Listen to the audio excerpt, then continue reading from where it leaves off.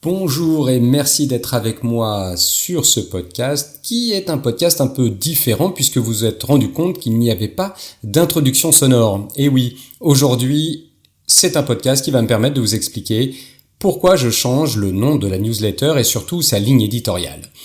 Alors, tout est parti d'une phrase qui m'a été balancée par un client que j'estime beaucoup d'ailleurs. Un gars qui, je pense, si on n'était pas dans le business et qu'on se voyait plus souvent, pourrait clairement devenir un ami.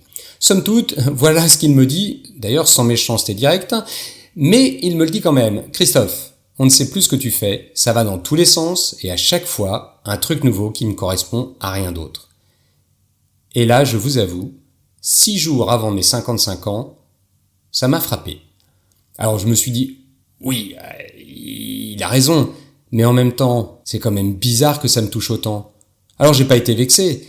Au contraire, ça m'a fait hyper réfléchir. Parce qu'en fait, je me suis dit, mais en fait, on voudrait que je rentre dans une case, ou dans une colonne, ou un groupe, avec une belle étiquette collée bien droite sur le front, et comme ça, hop, on comprend, ça rassure, on peut avancer, et globalement, j'achète. Sauf que moi, je passe ma vie à changer de costume. Je suis pas dans ces cases-là. Tout ce que je vois, tout ce que j'entends, tout ce que j'apprends, ça me donne envie de lancer un nouveau projet, une nouvelle idée, ou de pousser plus loin un truc que j'ai déjà mis en place. Pour moi, tout ça, c'est cohérent, mais je m'aperçois que pour le business, pas du tout. Le business, lui, il a besoin d'étiqueter. Pour comprendre, pour se rassurer, pour s'engager. Pour acheter aussi. Et ce mot étiqueter, il m'a fait repenser à un épisode que j'ai commencé à écrire, un épisode de podcast que j'ai commencé à écrire, mais que je n'ai pas terminé. Et ce podcast porte justement sur les étiquettes et pourquoi, quand j'ai lancé les bornes de satisfaction en France, au bout d'un grand nombre d'années, je n'ai pas réussi à faire autre chose que de vendre des bornes de satisfaction quand moi je voulais faire l'analyse et mettre en place les solutions que je lisais grâce aux résultats de ces bornes. Là aussi, quand j'ai creusé un peu plus ma réflexion, je me suis dit mais c'est dingue, toutes ces personnes que j'ai rencontrées, que ce soit des collaborateurs, des collaboratrices, des personnes que j'ai formées, qui finalement font leur job, mais ne vont pas plus loin pour améliorer ce job ou pour le transformer. Parce que oui, je peux le dire, c'est ça mon problème. C'est que je passe mon temps à le transformer parce qu'en fait, je suis curieux. J'ai dit curieux, pas voyeur, soyons carrés, hein. Et toute cette source d'analyse, d'écoute, d'exploitation, c'est de la curiosité. Mais ça, dans le monde du travail, c'est pas un hard skill, c'est pas un soft skill, comme disent les recruteurs. C'est simplement vu comme quelque chose de pénible, de gênant, de perturbant. D'ailleurs, ça m'a rappelé que j'ai fait un autre podcast où je raconte comment j'ai été viré pour avoir été trop curieux. Et ça, c'était il y a 32 ans. C'était à l'époque où je vendais des fax papier thermique et des photocopieurs. Ça parlera aux plus anciens, ceux qui, comme moi, sont pas très loin des 55. Et surtout, ça montrait qu'à l'époque, je ne voulais pas faire ça, je voulais faire autre chose parce que j'avais perçu un intérêt et un développement, une fois de plus, un développement pour le business. Mais non, j'ai pas eu le droit et donc j'ai été viré. Donc vous comprendrez pourquoi j'ai créé aujourd'hui des sociétés et pour pouvoir faire ce que je voulais finalement. Mais puisqu'on est dans la réflexion, ce qui est intéressant, c'est de se dire, en fait, ça ne change pas. Ça veut dire que dans le business, il faut une case. Et tout ça m'a fait dire, ok, pourquoi alors, si il faut une case, pourquoi j'ai fait une newsletter par exemple, et pourquoi aujourd'hui je vais la changer cette newsletter.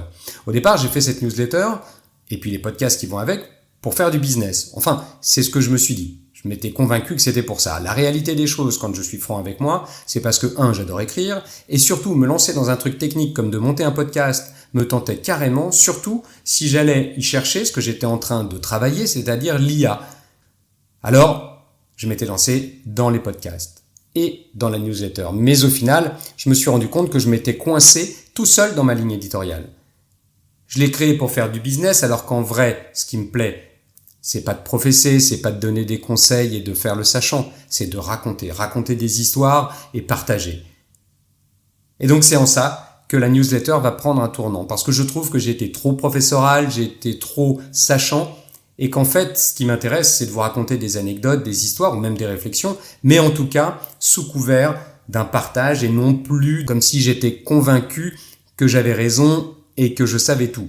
Bien que, pour ceux qui écoutent depuis quelque temps, le market selling, qui est cette réflexion que j'ai donc mise en place, ce concept, J'y crois dur comme fer, là encore, et j'en suis convaincu, les entreprises qui le mettront en place auront beaucoup plus de plaisir à faire leur job et surtout de meilleurs résultats. Mais bref, ça c'est terminé. Maintenant, ce que je veux vous apporter, c'est un journal de bord de ma curiosité où je vais vous raconter ce que je vois, ce que j'entends, ce que je ressens et ce que je perçois. Ce sera toujours autour du monde pro parce que c'est mon terrain depuis que j'ai 14 ans. Ouais, 14 ans, c'était l'âge de mon premier stage où je préférais déjà parler aux clients plutôt que de gérer le stock. J'allais plus souvent au comptoir, réception client, que ranger les engrenages et autres boîtes de vitesse pour lesquelles j'étais embauché.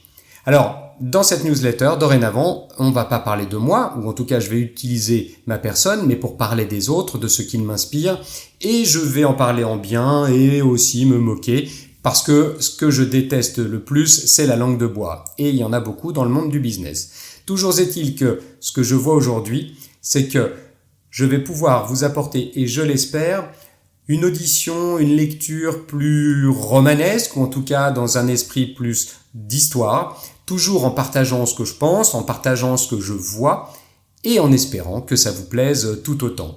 Alors cette newsletter va être le journal de bord de ma curiosité, et elle s'arrêtera quand ça m'ennuiera. Non, elle s'arrêtera quand elle vous ennuiera. Je vous remercie encore grandement de m'écouter, de me suivre. Je suis à l'écoute de vos idées, et je vous dis à très bientôt. La nouvelle ligne éditoriale commence sous peu.